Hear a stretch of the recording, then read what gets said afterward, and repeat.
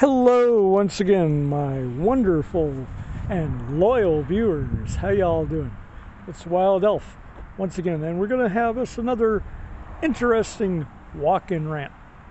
And I did a recent walk-in rant, but it was kind of on the short side.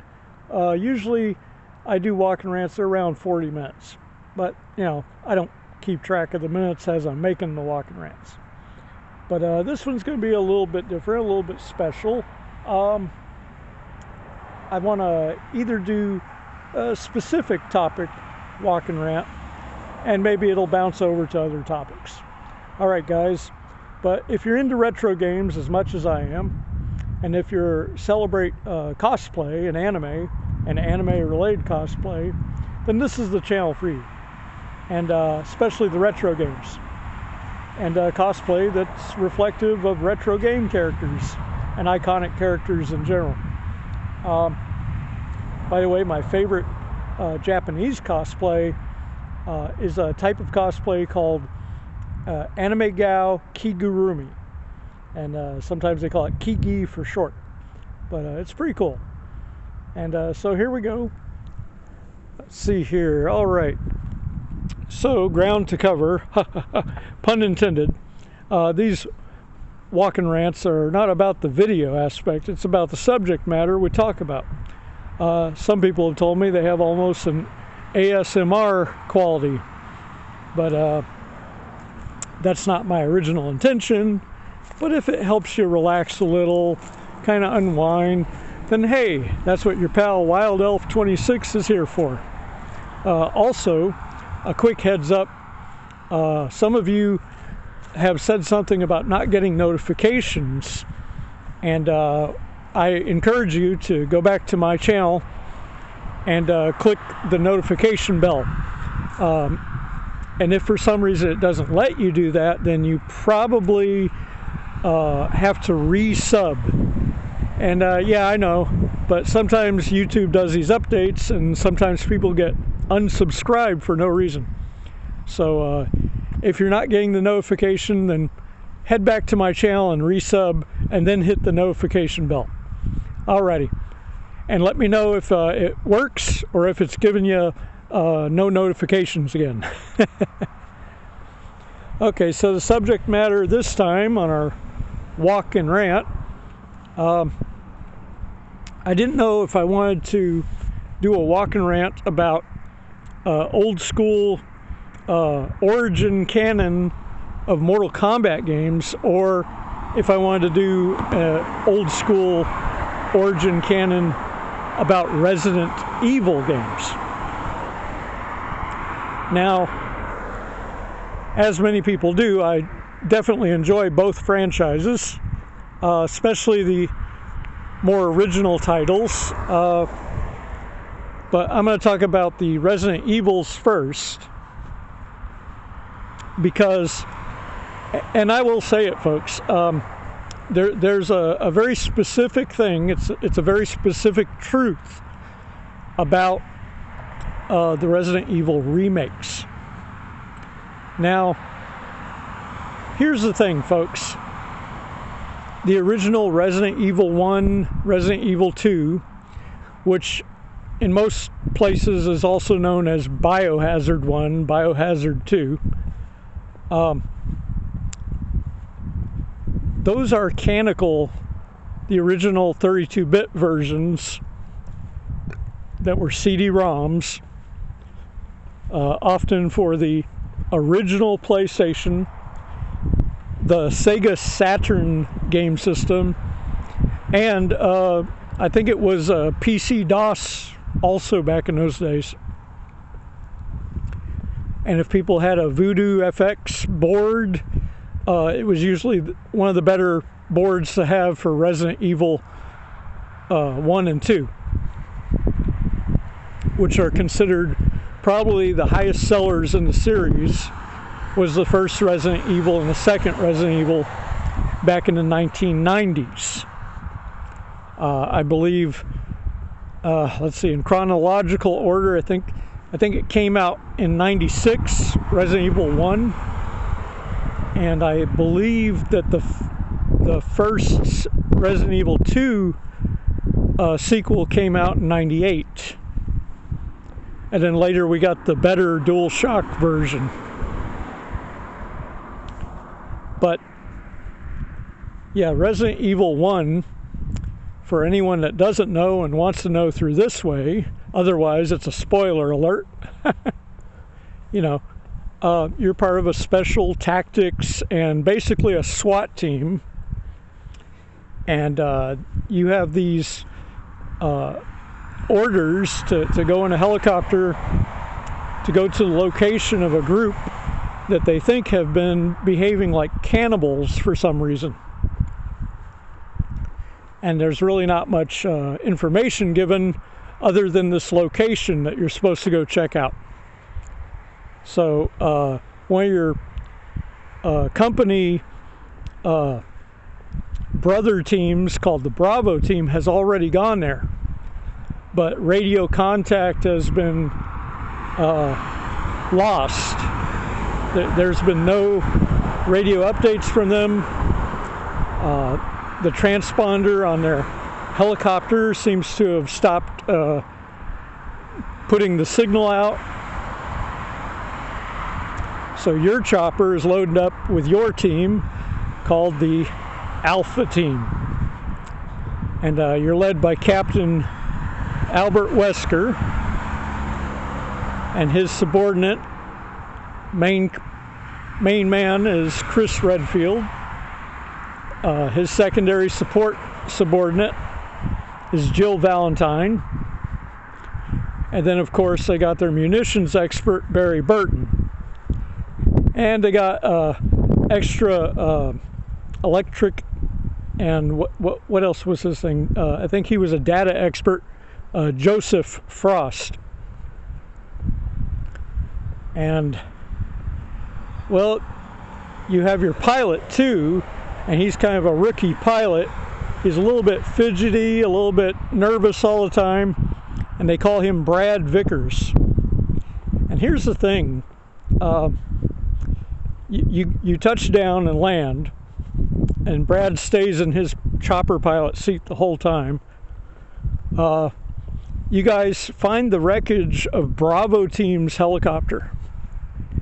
And you're looking inside there, and, you know, one of the pilots is dead. There's another guy in the back dead, and it doesn't look like a lot of good happened to the Bravo Team. And they're pretty messed up, too. They look like they've been chewed on, in addition to damages they got from crashing. Well, Joseph's out there in the tall grass looking around for clues, and it's the middle of the night. It's cold, there's frost on all the grass, it's dark, there's a good chunk of clouds floating around, and Joseph yells out he found something, and he reaches down and he starts slowly picking it up out of the grass, and it turns out to be a 9mm auto pistol. And the further he pulls it out of the grass, you realize there's still a human hand attached to the gun. And when Joseph sees it, he freaks out, drops it, and then at the moment he screams out because he sees that hand hanging off of that thing, he immediately gets ambushed by 3 what looks like rabid Dobermans. And poor Joseph, they start ripping him to pieces. And so your team notices and starts firing on the doggies, and some of the doggies turn around and start coming after the team, even though they're firing guns at them. So the team starts to retreat toward the nearest building they see. And they're still firing as they're running. And the dogs are taking rounds and then hopping back up like nothing happened. And the closer the dogs get, you realize they're rotted. The dogs themselves look like they've been dead and then came back to life. And Chris yells out the order Jill run for that house, and it's a big mansion. And then you guys get there, finally get into the mansion, and it's Captain Wesker, it's Barry, and Jill. And they turn around and they don't see Chris.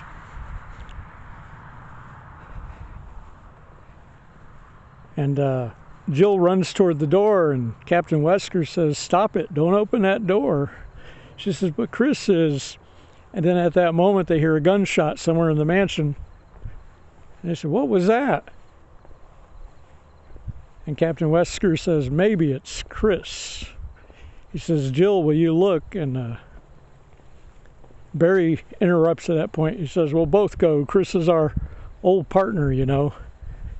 And Captain Wesker intercedes and says, "Let me handle this." He says, "Stay alert." And they both go to investigate. And that's where the game starts you. You're in the mansion, you're looking for Chris, you're examining whatever clues. So far you've encountered zombie dogs, and you know that there's something not quite right about that mansion. And that was the Resident Evil 1 game, in a nutshell, the way it starts. And most people, they're familiar with the game, familiar with the lore from the original games. And yeah, it had some quirky voice acting. That's okay. The quirky voice acting gave it a little character. At times there were bits of comedy. The cool thing about the first Resident Evil is the intro was shot with actual actors in costume on an actual outside location. And there were some scenes that were also in a sound stage, mostly involving the helicopter. But at different points in the game, you get these cut scenes that are just the 3D polygon characters. But it looks like it's the voices of the actors, because we find out later, after we played that game, we find out that all the actors we saw in the cutscenes, well, their voices were dubbed over. Their real voices weren't being used. It was the voice actors for the 3D characters in the game that you control and interact with that were actually recorded over the physical real actors you saw. So that's kind of interesting. And later on that becomes real apparent when the actor that plays Barry shows up at a couple of the sci-fi conventions. The man that played Barry, he's an Australian, and he definitely sounds like an Australian. But I don't know, I think he could have done a reasonable Barry monologue, but the Japanese producers at the time when they were making the game, I guess they didn't have confidence in his ability to do so, so they just decided that everybody was going to get re-recorded over. But it's a great game. It's got tank controls, which means if you press up, your character will walk forward in the direction they are facing at the time. Left will rotate your character to the left. Right will rotate your character to the right. And if you press down on the D-pad or the analog stick, your character will back up slowly. And if you hold the action button while pressing forward in any direction, the action button will activate your run. The investigate button is important too when you come to certain doors and certain objects to check them. Also, when you encounter enemies, you will press the right shoulder button plus the investigate button to fire whatever weapon you're currently armed with. And in the case of the combat knife, if you happen to be armed with that, you still do that, and it has your character swipe the combat knife at whatever enemy it is. The the tank controls may be hard for the younger generation that is familiar with the Resident Evils only through the remakes.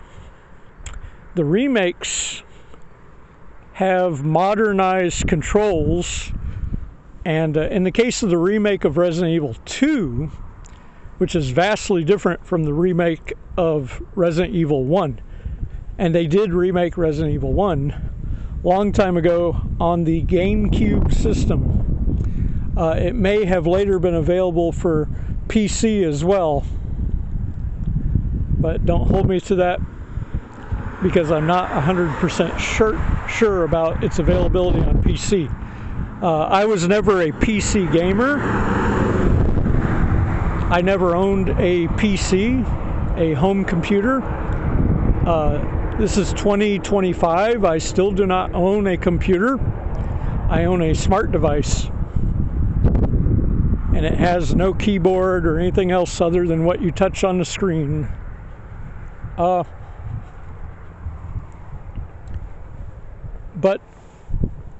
the remake of the original Resident Evil, some of the wacky dialogue that's downright humorous from the first Resident Evil is not even available.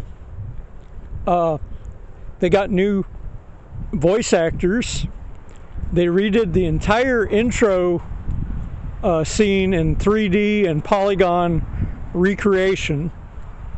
I'm not certain if they thought that would look better, which it does not. But then again, a lot of people have their preferences. I think, the one that had filmed over full motion video intros with actual people in costume is kind of more realistic looking. But maybe that's just me. And the game originally was rated for mature audiences. The closest thing to a R-rated game, basically. The mature audience 17 and up rating, and it was definitely earned, although a lot of it was kind of tongue-in-cheek horror movie type material, and it could have garnered, if it was a movie, it could have garnered less than a rated R, PG-13 or something. But I guess the depictions of gore and rotting flesh and stuff on bone and whatnot, and especially the dog attack portions, would not be cool for PG-13, so I guess it had to have a mature audience 17 rating. But I digress. The Resident Evil 1 remake for the GameCube, where it was exclusive for a good long time, is heralded even today. The graphics really stand out on that game. Now, it does feature tank controls to give you that connection to the game it's a remake of, but just some of the shadowings of certain sections of the game, the character shadowings of the character models that you're using and controlling during the game, especially the dynamic lighting as you get towards certain light sources and whatnot,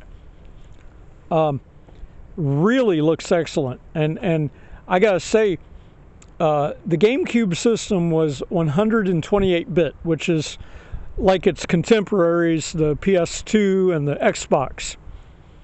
And they claimed that the GameCube was capable of better texturing, better polygon texturing than the PS2, and I wouldn't be certain if it was better than the Xbox at the time, but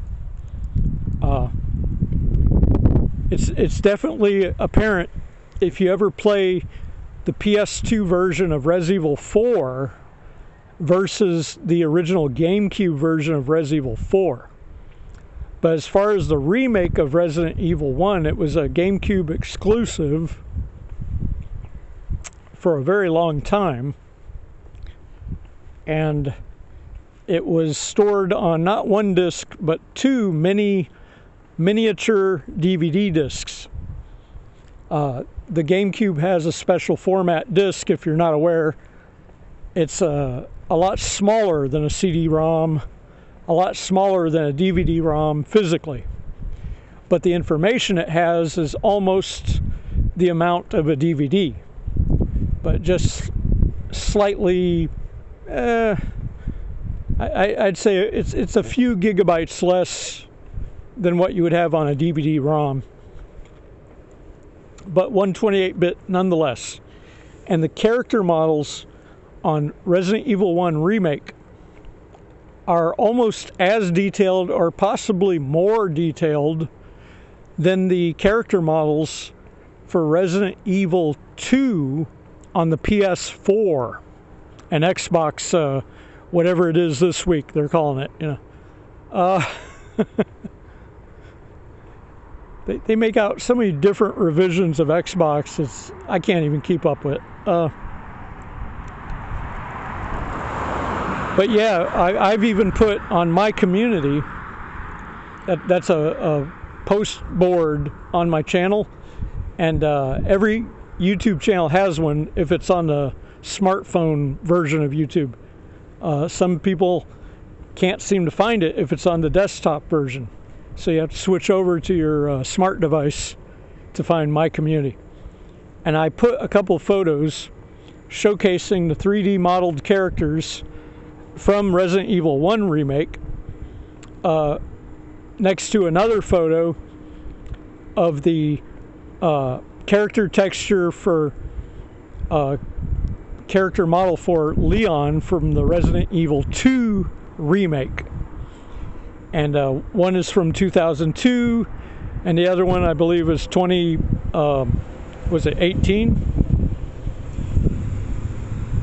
But as it goes, if you compare it there, it's not just my word for it. You can look at those images closely and judge for yourself. And you gotta, you have to understand, if one is from 2018 and the other one's from 2002, and the 2002 version is 128-bit graphics. And I have a theory that even though the memory, the downloadable memory, the game RAM dump downloadable memory on the new systems, they might be substantially higher than any of the machines in 2002, but I believe they're still running off of a modified 128-bit graphics matrix. That is to say, I think we reached almost a graphic, kind of a back wall, kind of a, if you go down a highway long enough, eventually you'll reach a road where the road no longer continues. It's not capable of continuing beyond that, and that's what I felt we kind of reached with 128-bit graphics.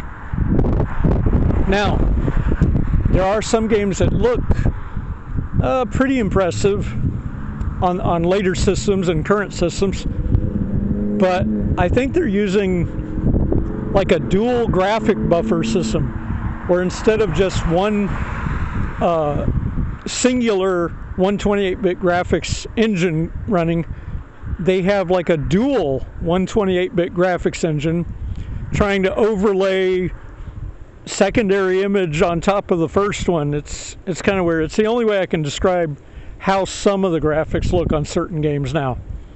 But they're basically wasting huge gigabytes of data on a lot of these games. The more open world too that they make some of these games now, they are not even slightly concerned with memory compression of any sort, with the only exception being music and other audio. They seem to be quite concerned with keeping the compression rate low on music and audio, and they want all the rest of the real estate of the game disc, the Blu-ray ROM game disc, to be focused mainly on expansive, large levels, and how much graphic detail they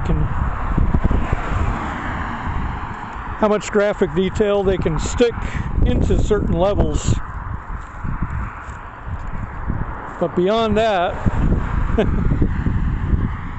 it seems like they reached a wall, and that wall seems to have been 128-bit graphics. Now, when it comes to Resident Evil and its remakes, I was talking earlier of a truth, a solid truth when it comes to the remakes. Here's the truth, people. If you have played the Resident Evil 2, Resident Evil 3, and Resident Evil 4 remakes, then you can never truly appreciate the proper canon story and canon relationships that the characters had in the original 1990s Resident Evil games. And you're like, oh, well, you know, that can't be true. Well, yeah. If you have played through Resident Evil 2 Remake, you know, you defeated it, you went through all the scenarios where all the characters interact with each other and all that. And the same goes for Resident Evil 3 Remake and Resident Evil 4 Remake.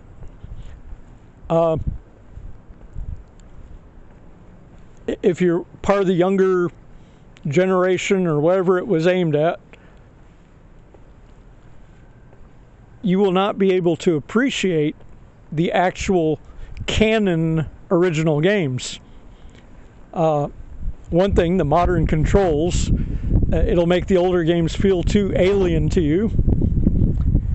They do put limits on you, but the limits in the game controls were to augment, to enhance the feeling of being trapped, where you don't know what's around the corner next. You know, you can hear it sometimes, but you don't know what's around that corner because you're not able to look through the eyes of the characters so directly like you are in the newer games. Because most of the Resident Evils, they kind of start out as kind of a third person, and not behind the back, but third person roving kind of high up above the character, and then sometimes being behind the character and from some awkward angle in a room. In the first Resident Evil game, this is like you're looking at everything through the security camera system that Umbrella has been monitoring everything by in the first Resident Evil game, and especially in the second Resident Evil game.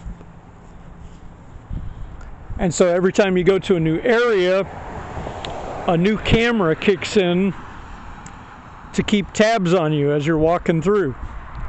Now the person playing the game is watching this whole game through those same cameras, basically. But the whole time, what should be going through your mind is all this that you're doing is being recorded by Umbrella. That's how you're able to see everything like this. So they're keeping extensive files on everybody's attempt to investigate the Umbrella involvement, investigate the zombies and the zombie weapons that they're responsible for creating.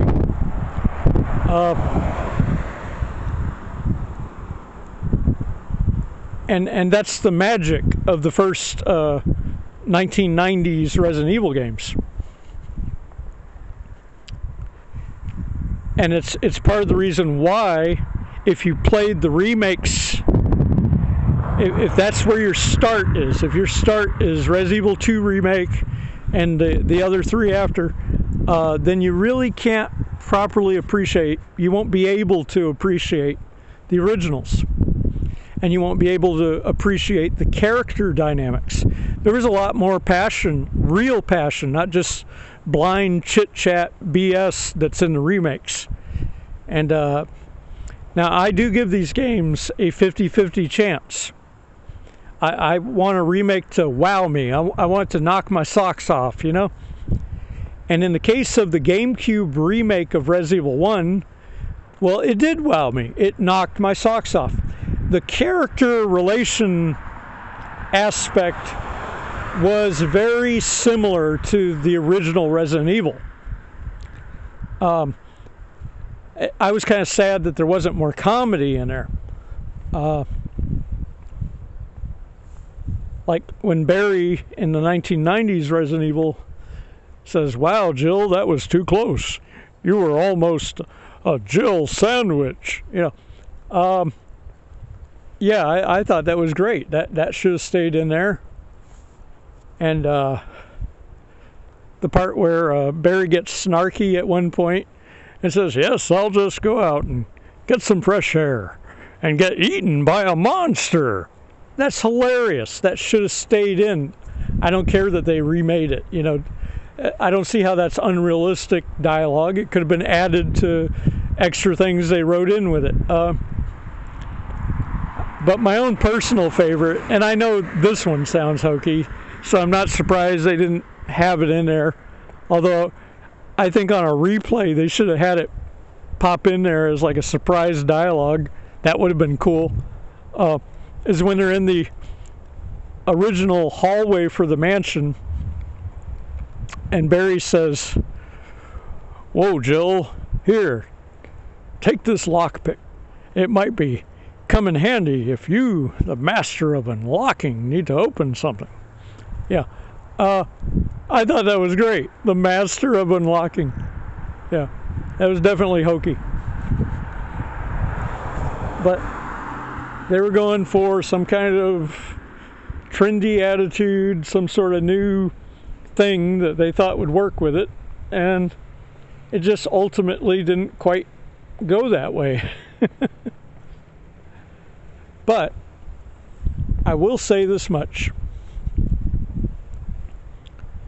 When it came to the remake of the first Resident Evil, the graphics are, in my opinion, even to this day, this many years later, when you consider it's a fixed angle camera system, but I'm talking about the detail of the graphics, the shadows that move, the shadows you produce as your character goes into those light sources.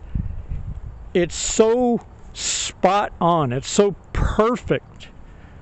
And when you consider what machine it was made for and what they had to mess with back in 2002, that's a game that stands up even today.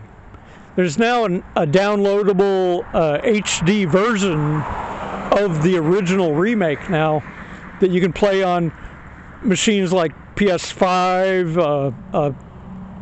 I think you can also download it for whatever the Xbox is, whatever they're calling it this hour. Yeah. But yeah, so that's kind of cool because you guys will have a chance to actually look at it. Now, a drawback is because it's a redo, a remaster in HD. I think they even make a claim that it's in 4K HD. Keeping in mind these graphics were originally on a GameCube that you're looking at.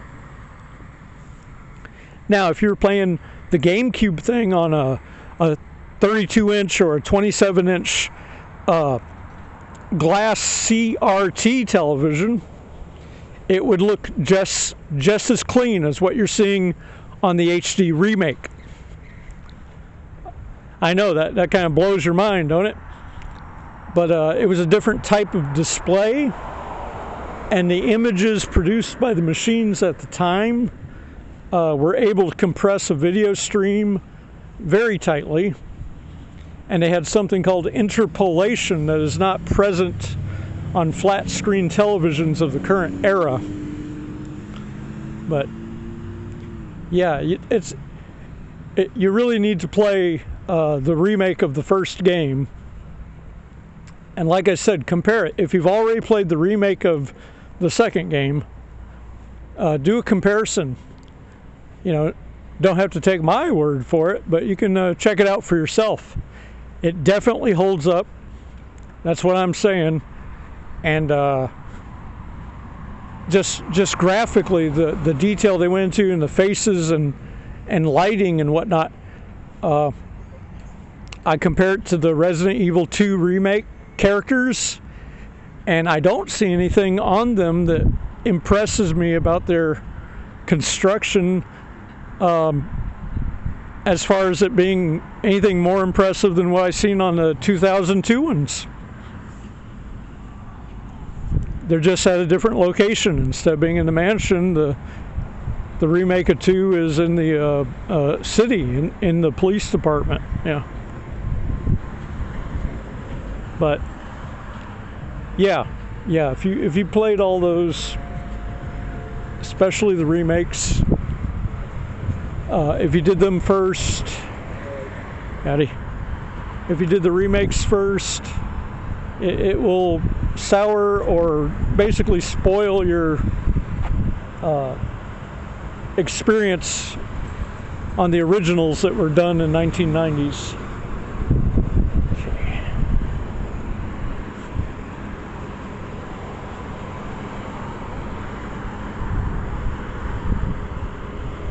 Sorry, had to cut my commentary a little bit.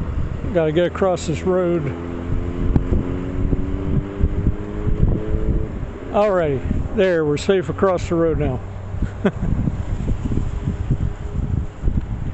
But here's the thing too, folks. And like I said, I'm trying not to make the video too long. I generally keep them in the 40-minute range. This walk and rant, for those just joining in, we're talking about the original canon 1990s Resident Evil games, and why people that have played the remakes will not be able to unbiasedly appreciate or even accept the originals. Now here goes why. One, even though Capcom's name is on the remakes, here's the thing, folks. They got another company, another outsider company, to come in and basically do a bunch of the work for them on the remake of Resident Evil 2, the remake of Resident Evil 3, and the remake of Resident Evil 4. So it's almost like we're not even getting a Capcom version of these remakes. That there should raise your eyebrows and produce a bunch of red flags. And you guys can check this out. All this info, you can Google it. This is not hidden info. Should be somewhat easy to uncover. And see, the remake of Resident Evil 1 was done entirely by Capcom. And it's probably why it feels so genuine to the original 1990s Resident Evil 1. But these other ones, it's like a company that never played these games and was given like a checklist of who had to be in it, what their name is, what their relationship apparently is. Not a full explanation of that relationship either. Just a very vague, almost wrong explanation. And this was a checklist that they all had to check down. All these points had to be covered. And they were given free rein to write whatever dispassionate, completely out of character dialogue that they wanted to write for these characters. And being that, the character interactions and their relation to certain characters is kind of an important thing, especially in a big, mega money franchise like Resident Evil Biohazard. And it just shows a sign of the times, folks, that, you know, so many of these companies get kind of redirected by what they feel the stockholders want and all this. Like, they lose sight of the objective. The main objective was to give the fans of Resident Evil a remake based with modern equipment, modern consoles, that would be glorious looking, glorious sounding, and they seem to focus too much on making it look glorious and making it sound glorious. All the elements of who the characters are specifically, how much of their interactions, and what inflex they are, whether they're overwhelming interactions or just barely interaction, or, as I've noted before, the interactions in Resident Evil 2. In the case of Leon and Claire, they got a bunch of pointless little small talk chit chat that makes no sense. They've for all those people that are pro, you know, strong characters for women, well, they should be mad as heck, because they basically took all of the independent nature of Claire and just threw it out the window. They made her a sad little frightened woman that has to be scared all the time. And in the original Resident Evil 2 game, she was not that way at all. She rode into town on a motorcycle. She was wearing shorts and a biker jacket, and the biker jacket had been bought for her by her brother, and it had the same logo on her reddish pink biker jacket that he had on his bomber jacket that he wore through a good chunk in the alternate runs of Resident Evil 1. And his bomber jacket, the one I'm speaking of, is in the STARS office in the 1990s Resident Evil 2 version. It's his bomber jacket next to Jill's Les Paul guitar. And I remember there was a guy that was involved in making a manual for how to get through Resident Evil 2 back in the 90s. And he thought that the guitar was Chris's. And this ticked me off right away, because being such a fan of Resident Evil in general, you know, in the first game, Chris can't do music. That's why Rebecca or Jill has to be the one to play the piano that gives them access to that gold crest. Chris can't read sheet music. He can't play anything. But Jill can. Jill is classically trained. Rebecca is slightly trained. So the guitar in the STARS office is property of Jill Valentine. That's kind of cool. And the fact that Capcom never revisited that kind of ticks me off. Instead, after Code Veronica, another one in the original chapters, in Code Veronica, they had a chance to have her maybe play a guitar at some point in it or something, and they totally squandered that. Instead, they made Devil May Cry and gave Dante this rock star thing, and plus he's a demon assassin and all this. Yeah. But I digress. I'm getting back. So it's Jill's guitar, folks. And Claire was not just dehumanized in the remake of Resident Evil 2, but it goes a little further than that. Spoiler alert for anyone that hasn't seen the ending of Resident Evil 2 remake. You know, in one of the ending scenarios, Claire, Sherry, and Leon, they're walking down a highway, and a huge semi truck is coming, and Leon says something about Claire, you should hide.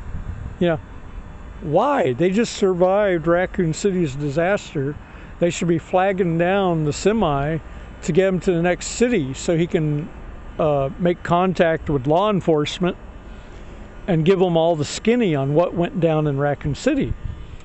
Telling Claire to hide from a truck driver. I don't know what that team that did the remake of Resident Evil 2 thinks of modern day America, modern day truck drivers, but again, it made Claire look extremely weak. She was never like that. By the way, they also made Chief Irons in the remake way more brutal and savagely insulting and pig-faced than the original Chief Brian Irons in the 1990s Resident Evil. He was a monster for sure, but not so directly like that. He had a little bit more class about him before he'd go psychotic and kill you. So yeah, so this team they brought in to make the remake, it was just utter garbage, just horrible for those reasons. And it was not charming. It was not the way the Resident Evil 2 ever was. Other than the events that took place, the characters that were in it by name, and the type of enemy types, that's all that's accurate. You know, and location where it was. You know, that's all that's accurate. It was basically a giant patting themselves on the back for enormous graphics that they squeezed into this game. And by the way, there was never a Mr. X. In the original Resident Evil 2, that's a tyrant. It's a Type 2 tyrant. It does not wear a fedora hat. And I don't know whose idea it was to give him a fedora hat. I guess it's because he's wearing a long raincoat, a long overcoat. They decided, oh, he kind of looks like a detective in that coat.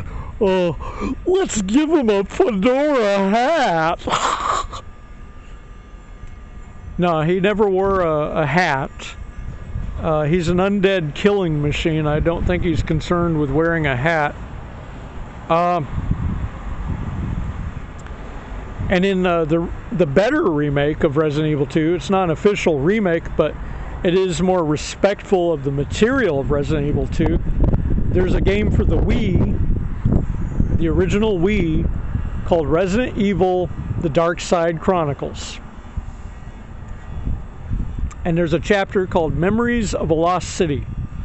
Memories of a Lost City is a 2-player gun remake of Resident Evil 2 with the original voice actors, but with beautiful newer graphics, showing those amazing locations from the original Resident Evil 2, but in glorious new full 3D polygons with the graphic might and power of the Nintendo Wii.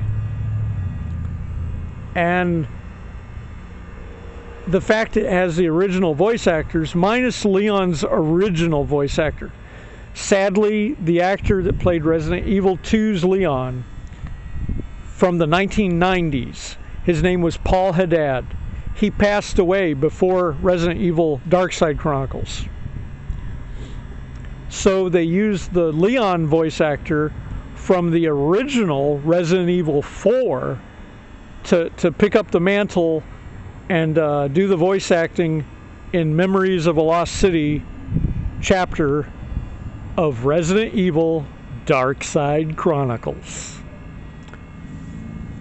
And to this day, if you want a good remake of Resident Evil 2, you need to pick up a copy of Resident Evil Dark Side Chronicles. Now, there is also a downloadable PS3 version of it, and there is a Japanese disc version of Resident Evil Dark Side Chronicles Collection. And it's a decent game if you have a PS3 or a machine that can capably run PS3 games, then I suggest you get a hold of that disc.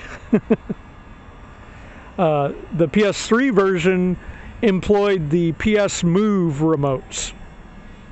and they had something called an iToy made by Sony, and with the Move controllers and the iToy attached, the iToy giving information to the PS3 console, it would interpret your movements of the PS Move controllers as if they were light guns, which is pretty cool because you could play them on a flat screen TV. Up until that point, the Wii was the only one that could do that because they had a sensor bar and their Wiimotes fed information through the sensor bar info.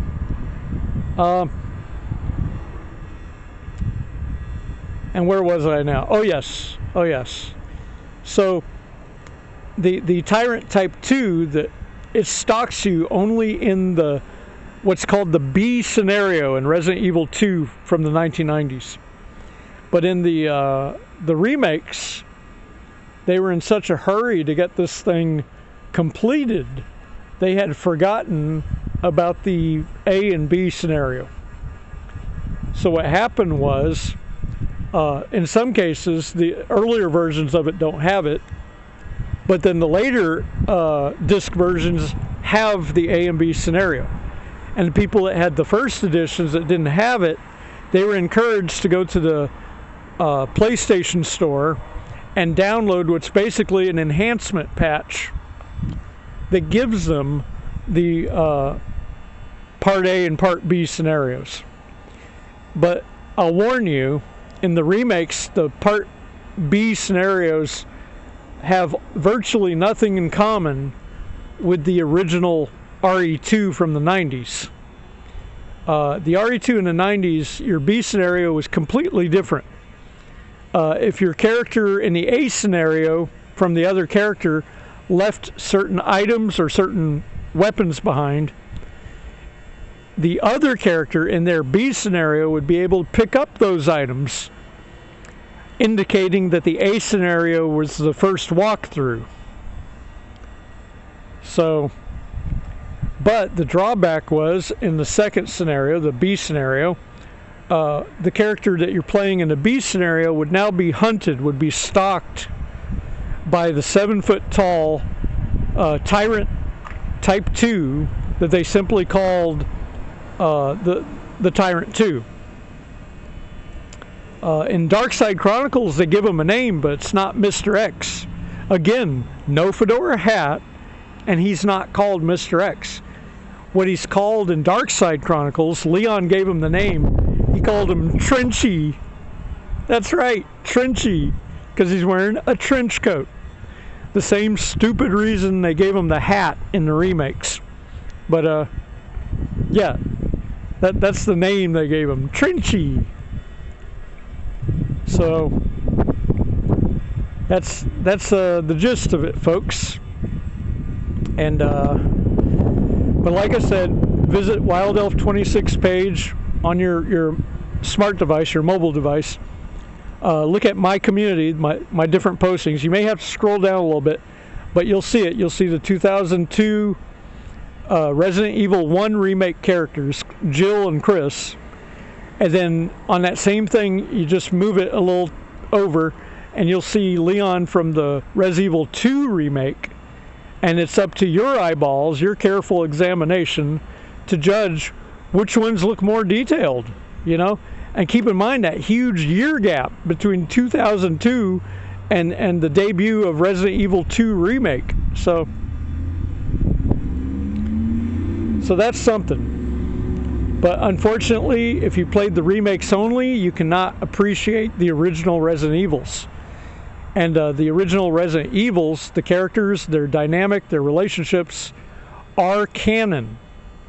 So a lot of people will voice that they don't like certain remakes, or they say that they're not good, and that's why they're saying it. I will say that the Resident Evil 3 remake, it's awesome. Why? Because Resident Evil 3, when it was on the PS1 long ago and the Dreamcast, it was not considered the true Resident Evil 3 by Japan. They were working on Code Veronica, dragging their feet, taking so long. Code Veronica was supposed to be Resident Evil 3.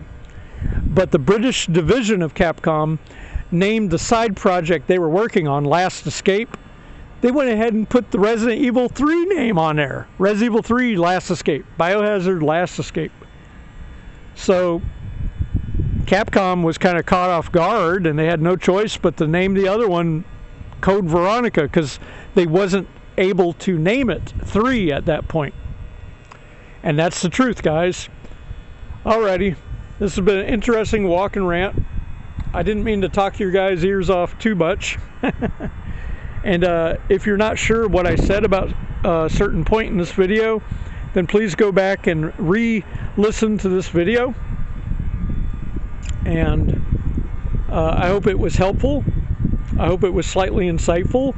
And next time we do one of these, maybe I'll talk about the canon history of Mortal Kombat and why certain games really aren't fitting in that canon.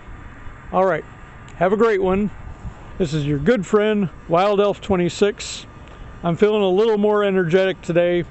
I haven't been feeling too well lately, so alright, have a great one.